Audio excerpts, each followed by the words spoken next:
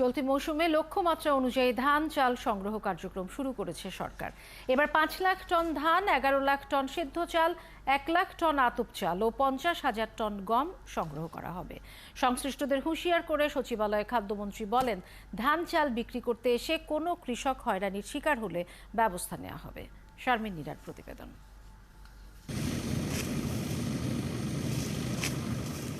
হাওড় অঞ্চল সহ দেশের বিভিন্ন এলাকায় চলছে বোরো ফসল তোলার ধুম। হাওড়ে এরই মধ্যে ৯০% ধান কাটা শেষ করেছে কৃষক। এখন চলছে ধান মাড়াই ও সেদ্ধ করার প্রস্তুতি।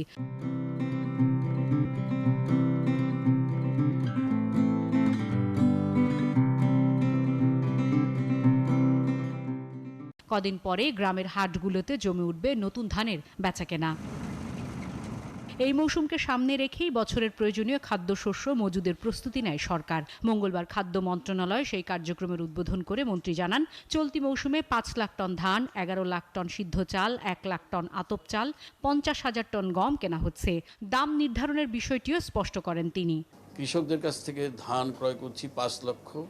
যদি ৫ লক্ষ কেনার পরেও দেখা যায় যে কৃষকদের ধান দেওয়ার আরও ইচ্ছা আছে, তাহলে আমরা আরও বাড়িয়ে আমরা কিনতে থাকবো।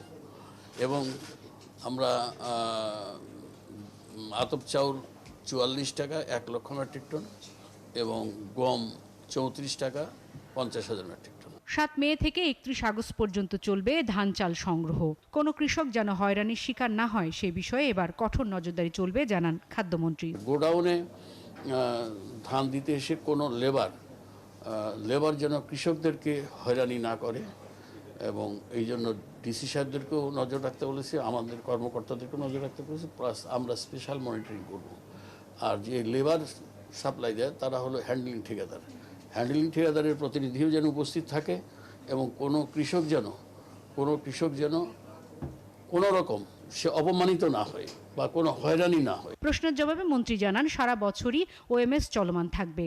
চালের ক্ষেত্রে টিসিবিকেও ওএমএস কার্যক্রমের সাথে যুক্ত করা হয়েছে এবং কোয়ালিটির সাথে যেন কোনো কম্প্রোমাইজ। শারমিন নীরা, ৭১, ঢাকা।